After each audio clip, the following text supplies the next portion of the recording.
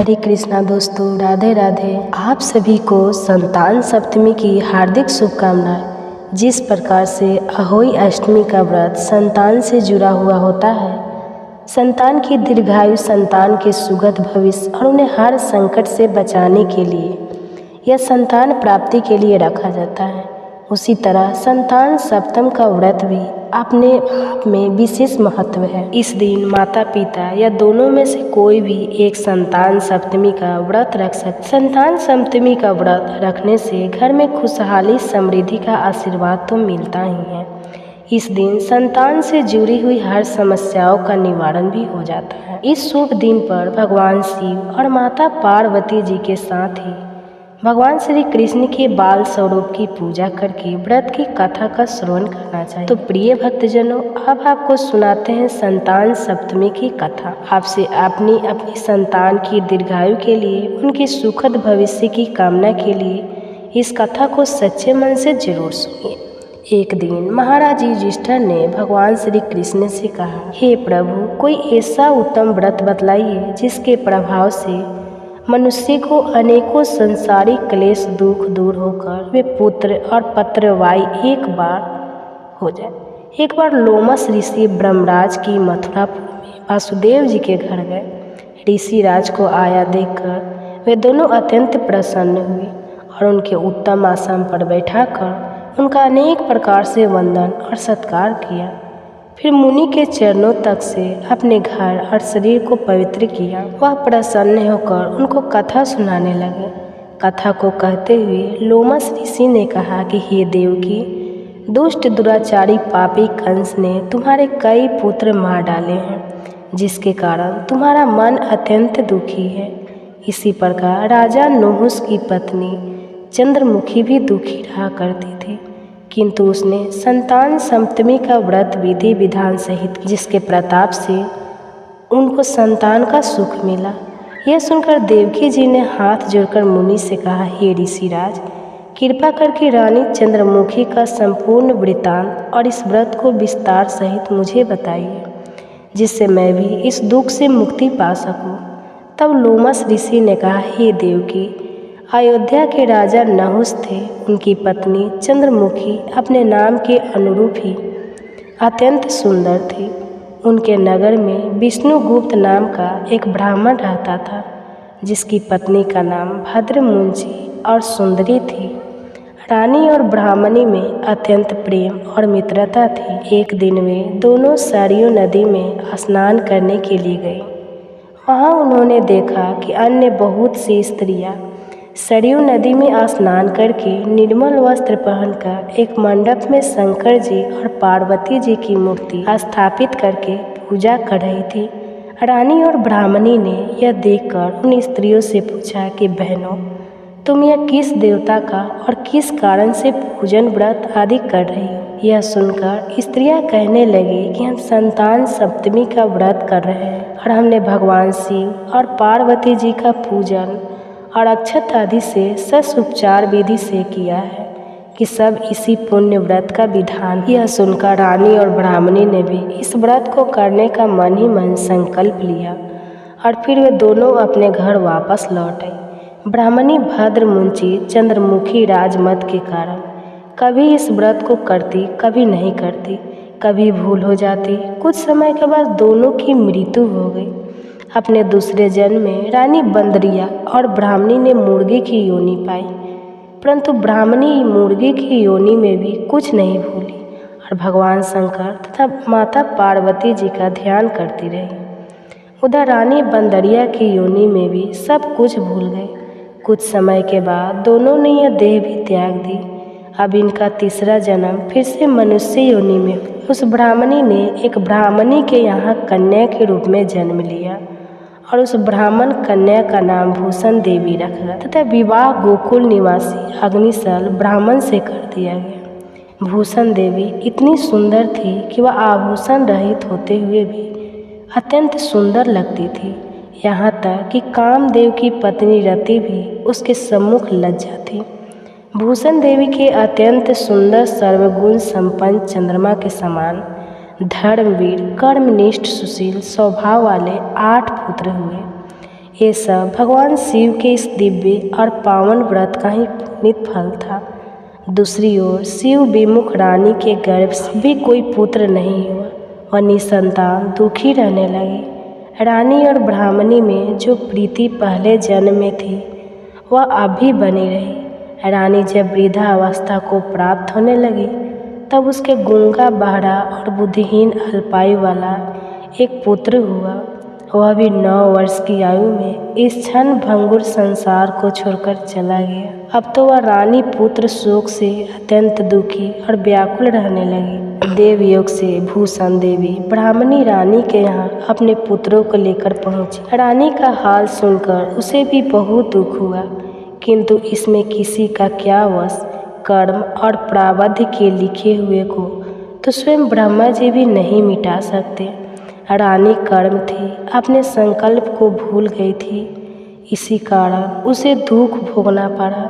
इधर रानी ब्राह्मणी के इस वैभव और 8 पुत्रों को देखकर उसमें मन में ईर्ष्या करने लगी और उसके मन में पाप उत्पन्न हो गया। उस ब्राह्मणी ने रानी का दुख दूर करने के निमित्त अपने 8 पुत्र रानी के पास छोड़ दिए। रानी ने पाप के वशीभूत होकर उन ब्राह्मणी पुत्रों की हत्या करने के विचार से लड्डू में विष मिलाकर उन सभी को खिला दिया।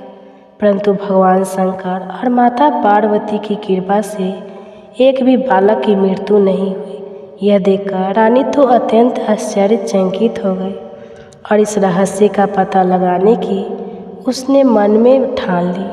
इधर भगवान की पूजा से निर्मित होकर जब भूषण देवी रानी के पास आई तो रानी ने उससे कहा, मैंने तुम्हारे बालकों को लड्डू में जहर मिलाकर खिलाए, लेकिन इनमें से एक भी नहीं मरा। तुमने ऐसा कौन सा दान पुण्य व्रत किया है जिसके कारण तुम्हारे पुत्र नहीं मरे और तुम नित्य नए सुख भोग रही हो? तुम्हारा तो बड़ा सौभाग्य है। इसका भेद तुम मुझसे निस्सक होकर समझाओ, मैं तुम्हारी बड़ी ऋणी रहूँगी। रानी के ऐसे दीन वचन सुनकर भूषण ब्राह्मणी कहने लगी, सुनो, तुमको 3 जन्म का हाल कहती हूँ, सो ध्यान पूर्वक सुनना। पहले जन्म में तुम राजा नहुस की पत्नी थी और तुम्हारा नाम चंद्रमुखी था, मेरा नाम भद्रमुखी था और मैं तब ब्राह्मणी थी।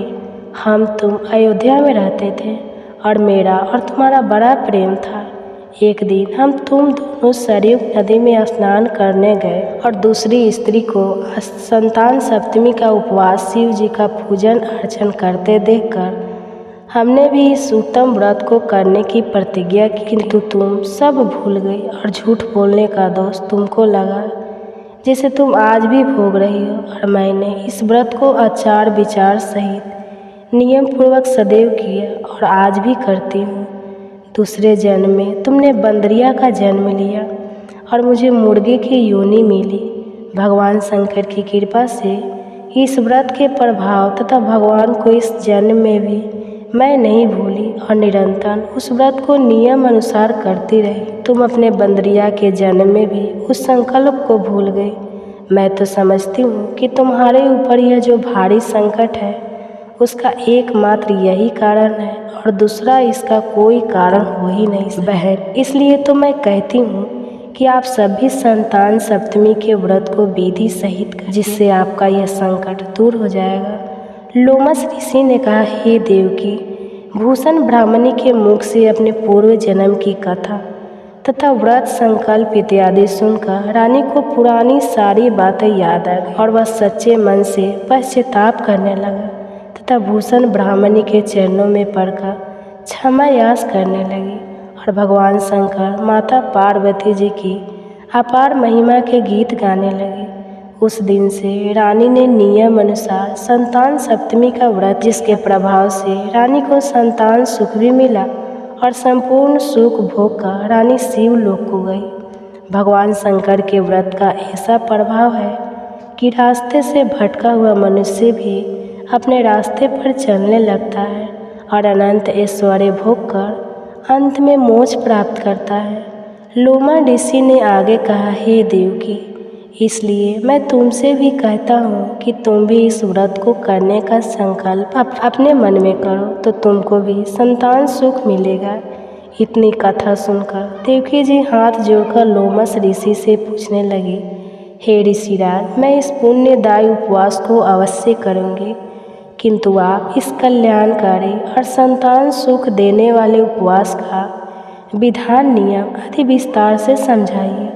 यह सुनकर ऋषि बोले, हे देवकी, यह पुनीत उपवास भादो भाद्रपद के महीने में शुक्ल पक्ष की सप्तमी तिथि के दिन किया जाता है। उस दिन ब्रह्मा मुहूर्त में उठकर किसी नदी अथवा कुएं के पवित्र जल में स्नान कर साफ स्वच्छ वस्त्र पहनना चाहिए। श्री भगवान शंकर तथा जगदम्बा पार्वती जी की मूर्ति की स्थापना करें। इन प्रतिमाओं के सम्मुख सोने चांदी के तारों का अथवा रेशम का एक गड्ढा बनाएं। उस गड्ढे में 7 गांठें लगानी चाहिए। इस गड्ढे को धूप दीप अष्टगत से पूजा करके अपने हाथ में बांधें और भगवान शंकर से अपनी कामना सफल होने की प्रार्थना करें। इसके बाद 7 पुए बनाकर भगवान को भोग लगाएं और 7 ही पुए अपनी यथाशक्ति और सोने अथवा चांदी की अंगूठी बनाकर इन सबको एक तांबे के पात्र में रखकर उनका शस्त्र उपचार विधि से पूजन करके किसी सदाचारी धर्मनिष्ठ सुपात्र ब्राह्मण को दान दे दें। उसके बाद 7 पुए स्वयं प्रसाद के रूप में ग्रहण करें। इस प्रकार इस व्रत का प्राणायाम करना चाहिए। हर साल की शुक्ल पक्ष की सप्तमी तिथि के दिन हे देवकी, इस व्रत को इस प्रकार नियम पूर्वक करने से सभी पाप नष्ट हो जाते हैं और सौभाग्यशाली संतान उत्पन्न होती है तथा अंत में शिवलोक की प्राप्ति होती है। लोमस ऋषि कहते हैं, हे देवकी, मैंने तुमको संतान सप्तमी का व्रत संपूर्ण विधि विधान विस्तार सहित वर्णन किया है। उसको अब तुम नियम पूर्वक करो, जिससे तुमको उत्तम संतान मिलेगी। इतना कहकर भगवान आनंद कंद भी श्री कृष्ण ने धर्मावतार युधिष्ठिर महाराज से कहा, हे युधिष्ठिर, लोमस ऋषि इस प्रकार हमारी माता देवकी को शिक्षा देकर चले गए। ऋषि के कथन अनुसार फिर हमारी माता देवकी ने इस व्रत को नियम अनुसार किया, जिसके प्रभाव से हम उत्पन्न हुए। यह व्रत विशेष रूप से स्त्रियों के लिए कल्याणकारी है, परंतु पुरुषों को भी समान रूप से कल्याण देता है। संतान सुख देने वाला, समूल पापों का नाश करने वाला यह उत्तम व्रत है, जिसे स्वयं भी करे और दूसरों से भी कराए।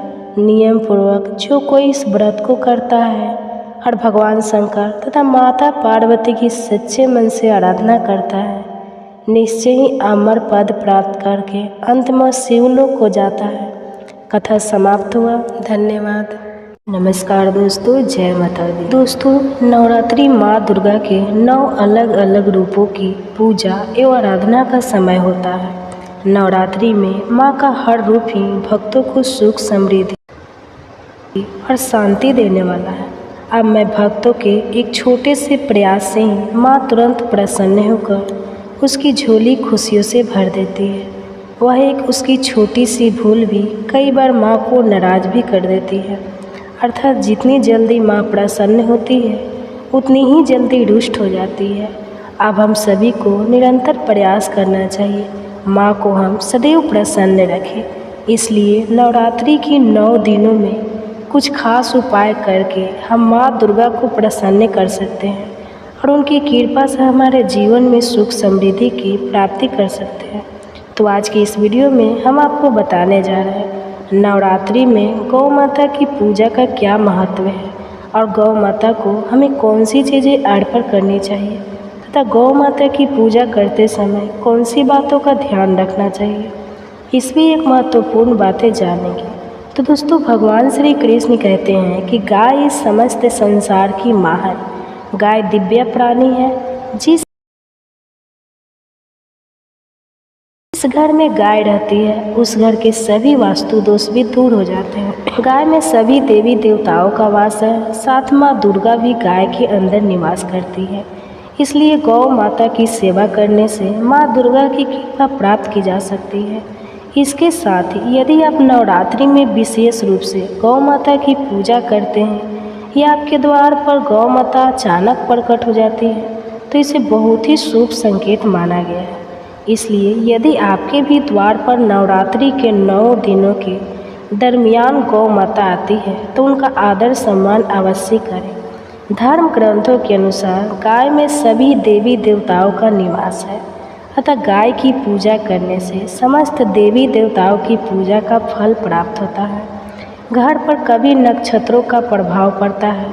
गाय की रीढ़ की हड्डी में है सूर्य केतु नाड़ी होती है जो सूर्य की किरणों से इस समय सुरक्षा हर बात करती है। तो यह स्वर्ण रक्षा गाय के दूध में विद्यमान होते हैं जो मनुष्य के लिए अमृत के समान है। इससे शर्मनाक हार के कारण ही गाय के दूध का रंग हल्का पीला होता है। तो आइए जानते हैं नवरात्रि में गौ माता की पूजा करने से मनुष्य को कौन से फल मिलते हैं, साथ ही घर से वास्तु दोष नष्ट करने के लिए हमें कौन से उपाय करने चाहिए। और उससे पहले अगर आपने चैनल को सब्सक्राइब नहीं किया है तो इसे सब्सक्राइब कर लीजिए ताकि आपको ऐसे आध्यात्मिक जानकारी वाले वीडियो देखने को मिल सके। तो दोस्तों, सनातन हिंदू धर्म है गाय शास्त्रों के अनुसार गाय के शरीर में 33 कोटि देवी देवताओं के साथ माँ दुर्गा की निवास करती है और जो भी जातक नवरात्रि में गौ माता की पूजा करता है उस पर माँ दुर्गा की विशेष कृपा बरसती है। जो भी गाय की सेवा करता है उन्हें माता के समान मानता है तो गौ माता उस पर आने वाले सभी संकट सभी विपदाओं को हर लेती है। तो गौ माता कामधेनु है, समस्त प्रकार की हर मनोकामना पूर्ण करने वाली है। कहा जाता है कि सूर्यास्त के पश्चात जब गौ माता वंश घर पर लौटती है और उसके घरों से जो धूल उड़ती है उससे मनुष्य के सभी पाप धुल जाते हैं। अगर व्यक्ति क्रोधी है, पढ़ाई में कमज़ोर है, बोलने में असमर्थ है तो व्यक्ति को गौ माता को नवरात्रि के 9 दिनों के द्वार पर हरा चना खिलाना चाहिए। इससे बुध ग्रह की दिशा ठीक हो जाती है और सभी दिक्कतें दूर होती है। गौ का दान करना शास्त्रों में अत्यंत ही शुभ फलदायी माना गया है। अगर आपके मंगल दशा खराब है तो नवरात्रि में ही किसी गरीब व्यक्ति को गुड़ का दान अवश्य करें। अगर 9 ग्रहों की शांति और शनि की दशा ठीक करना चाहते हैं तो नवरात्रि में काली गाय का दान कष्टों से मुक्ति मिलती है। अगर कोई कार्य रुका हुआ है, कितने भी प्रयास करने पर उसमें सफलता नहीं मिलती है तो मनुष्य को नवरात्रि के 9 दिनों के दरमियान द्वार पर आए गौ माता को रोटी खिलाकर उनकी अपनी मनोकामना अवश्य पूरी करनी चाहिए। तो गौ माता की नियमित पूजा करने से महालक्ष्मी प्रसन्न होती है और घर की आर्थिक स्थिति मजबूत हो जाती है। पितृदोष को दूर करने के लिए अमावस्या के दिन गौ माता को रोटी गुड़ और चना खिलाना फायदेमंद होता है। नवरात्रि में गौ माता की पूजा करने से 9 ग्रह शांत होते हैं। बच्चे अगर कहने से बाहर हो, नवरात्रि में गौ माता को उनके हाथों से भोजन कराना, नवरात्रि में गौ माता को पानी अवश्य पिलाना चाहिए और गुड़ खिलाने से धन धान्य की प्राप्ति होती है। गौ माता की पीठ पर एक युवर खबर है, उसको बाढ़ में सूर्य केतु नाड़ी होती है। रोजाना सुबह गौ माता की पीठ पर हाथ फेरने से रोगों का नाश हो जाएगा। यदि कोई शुभ कार्य अटका हुआ है और कई प्रयत्न करने के बाद भी सफलता नहीं मिलती है तो इस नवरात्र के किसी भी दिन गौ माता की रोटी में गुड़ मिलाकर खिलाना है और गौ माता के कान में जय माँ दुर्गा अवश्य करें और अपनी मनोकामना नवरात्रि के 9 दिनों के दौरान की गई गौ माता आपके घर के सामने बैठकर आराम करती है तो आपको समझ जाना चाहिए कि माँ दुर्गा आपसे अत्यंत प्रसन्न है और आपके जीवन में कभी कोई बाधा नहीं आएगी। शास्त्रों में बताया गया है जिन घरों में गाय की सेवा होती है उस घर में कोई परेशानी नहीं आती। कम से कम नवरात्रि के 9 दिन पहली रोटी गाय माता के लिए पक्का निकालें और उन्होंने से खिलाएं। ऐसा करने से गौ माता के आशीर्वाद से घर में कभी भी धन धान्य की कमी नहीं होगी। नवरात्रि में नवमी के दिन हवन करते समय गौ माता के पंचगव्य कहा अवश्य प्रयोग करें और हवन कुंड में गौ माता के गोबर से बने उपले अवश्य प्रज्वलित करें। नवरात्रि में गौ माता की सेवा परिक्रमा करने से इंसान भय मुक्त होता है। वह सभी तीर्थों का पुण्य का लाभ प्राप्त होता है। गौ माता के गोबर से निर्मित शुद्ध धूप बत्ती दुर्गा माता के सामने अवश्य लगाएं। इससे घर का वातावरण शुद्ध होगा और सभी प्रकार के नकारात्मक ऊर्जा नष्ट हो जाएगी। यह बात भूल से भी भोजन नवरात्रि में द्वार पर आए गौ माता भोजन कराए बिना नहीं लौटाना चाहिए। इसे पाप के समान माना गया है। गौ माता के रूप में आई माँ दुर्गा आपके घर से खाली हाथ लौट जाएगी और आपको माँ का आशीर्वाद प्राप्त नहीं होगा। इसलिए गौ माता को कभी भी पैर नहीं लगाना है। गौ माता को डंडे से नहीं मारना चाहिए। गाय की हत्या करना सबसे बड़ा पाप माना गया है। इसलिए अपनी प्यारी गौ माता को कभी भी कष्ट न दें। नवरात्र में गौ माता के गले में घंटी अवश्य बांध दें। घंटी की ध्वनि आपके द्वार पर बजेगी तो आपको मृत्यु से बचेंगे। तो आपके घर के सभी प्रकार के नकारात्मक ऊर्जा नष्ट होती है और सकारात्मक ऊर्जा का संचार होता है। गौ माता के दूध में सूर्य तो पाया जाता है, इसलिए नवरात्रि में गौ माता के दूध का सेवन अवश्य करें और माँ दुर्गा को गौ माता के दूध से बनी खीर अवश्य चढ़ाएं। इससे आपके जीवन में चल रही सभी प्रकार की परेशानियाँ समाप्त हो जाएगी। शास्त्रों में कहा गया है, जो भी तन मन धन से गौ माता की सेवा करता है वह गौ माता की पूंछ पकड़ता है, वह तरनी नदी को पार कर जाता है। उसकी अकाल मृत्यु नहीं होती और मृत्यु के पश्चात गोलोक धाम में वास मिलता है। यदि किसी व्यक्ति का भाग्य कमज़ोर है तो व्यक्ति को अपने हथेलियों में गोरा कहे गौ माता की जीत से छोटा है। गौ माता के अजीतने से व्यक्ति की खोई हुई भाग्य रेखा खुल जाती है और गौ माता का आशीर्वाद प्राप्त होता है। तो दोस्तों, यह थे वह महत्वपूर्ण बातें जो गौ माता के विषय में आपको ज़्यादा आवश्यक थी जानना।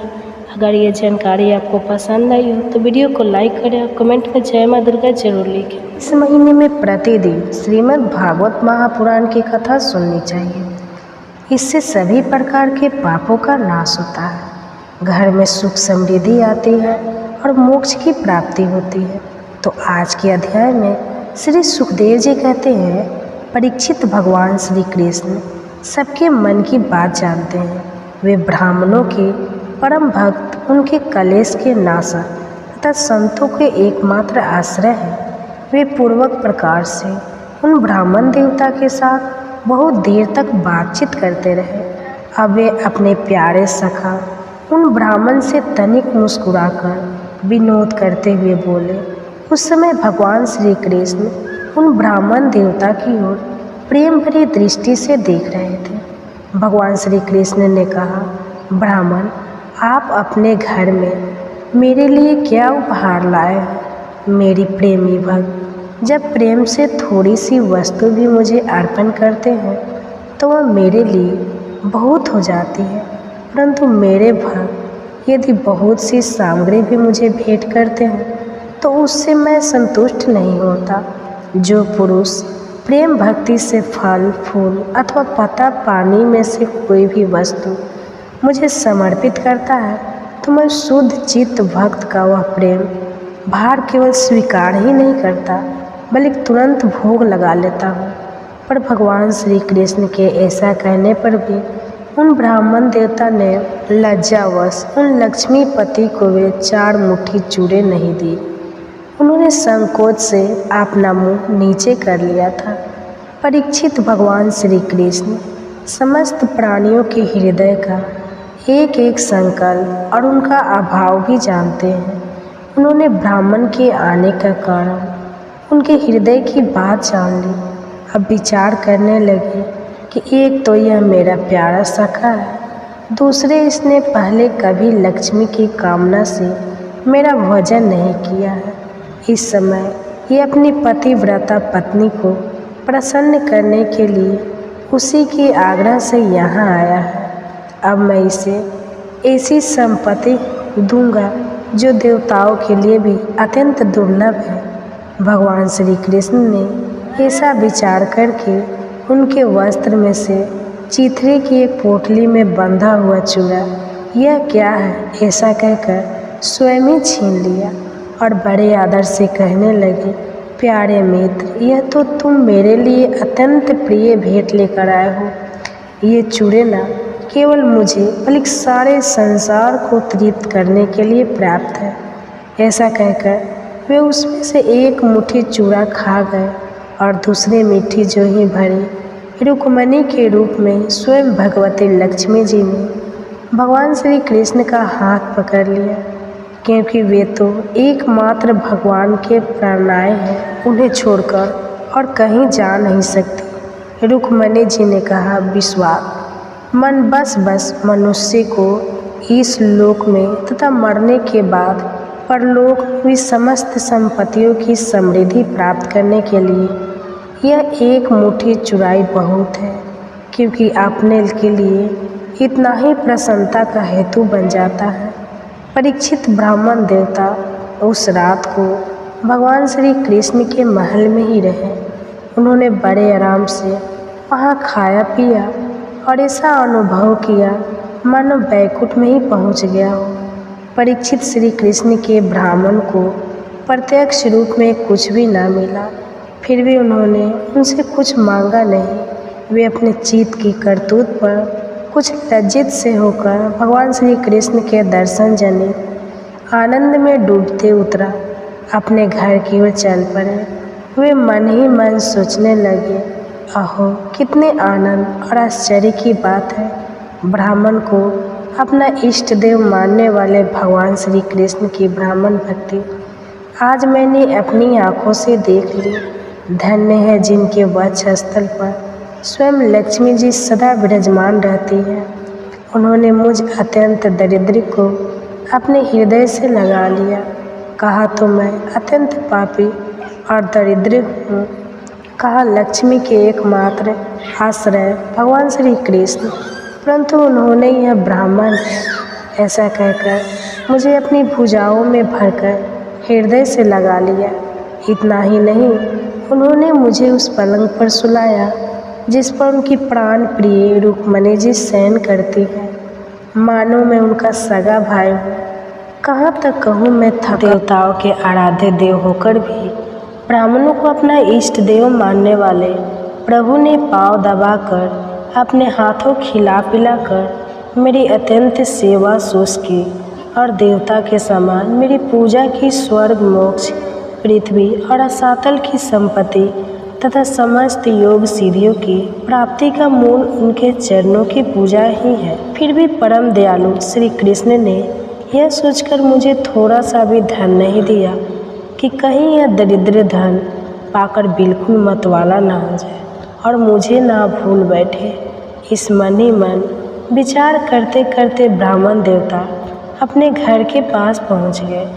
वे वहाँ क्या देखते हैं कि सब का सब स्थान सूर्य, अग्नि और चंद्रमा के समान तेजस्वी रत्न निर्मित महलों से घिरा हुआ है। ठोर ठोर चित्र विचित्र उपवन और उद्यान बने हुए हैं तथा उनमें झुंड के झुंड रंग बिरंगे पंछी कलवर कर रहे हैं। सरोवर में कामुदनी तथा श्वेत नील और सुगंधी भांति भांति के कमल खिले हुए हैं। सुंदर सुंदर स्त्री पुरुष बनठन इधर उधर विचर रहे हैं। उस स्थान को देखकर ब्राह्मण देवता सोचने लगे, मैं यह क्या देख रहा हूँ, यह किसका स्थान है? यदि यह वही स्थान है जहाँ मैं रहता था तो यह ऐसा कैसे हो गया? इस प्रकार वे सोच ही रहे थे कि देवताओं के समान सुंदर सुंदर स्त्री पुरुष गाजे बाजे के साथ मंगल गीत गाते हुए उस महाभाग्यवान ब्राह्मण की अगवानी करने के लिए आए। पति देव का शुभ गमन सुनकर ब्राह्मणी को अपार धन हुआ और वह हड़बड़ाकर जल्दी जल्दी घर से निकल आई। वह ऐसी होती थी मानो मूर्तिमती लक्ष्मी जी ही कमल वन से पधारी हो। पति देव को देखते ही पतिव्रता पत्नी के नेत्रों में प्रेम और उकट्ठा के आवेग से आंसू छलकर उसने अपने नेत्र बंद कर लिए। ब्राह्मणी ने बड़े प्रेम भाव से उन्हें नमस्कार किया और मन ही मन आलिंगन भी। प्रिय परीक्षित ब्राह्मण पत्नी सोने का हार पहनी हुई दासियों के समान अत्यंत सौभाग्यमान एवं दिव्यान हो रही थी। उसे इस रूप में देखकर वे विस्मित हो गए। उन्होंने अपनी पत्नी के साथ बड़े प्रेम से अपने महल में प्रवेश किया। उनका महल क्या था, मानो देवराज इंद्र का निवास स्थान। इसमें मणियों के सैकड़ों खंभे खड़े थे, हाथी के दांत से बने हुए और सोने के पात्र में से मरे हुए